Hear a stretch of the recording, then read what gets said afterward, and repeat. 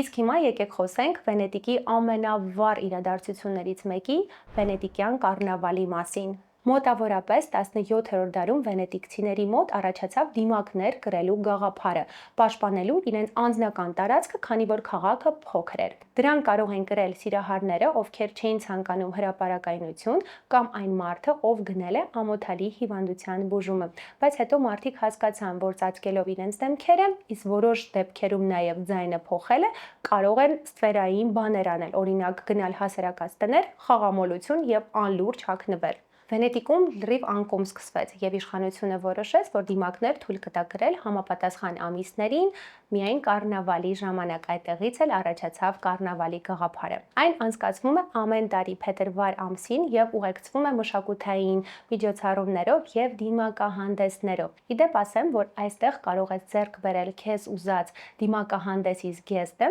այն արժե մոտավորապես դիմակի հետ միասին 700 եվրո, իսկ դիմակահանդեսների մուտքը սկսվում է 400 եվրոից։ Իսկ հիմա մեկնաբանություններում նշի Վենետիկի քո սիրած վայրը։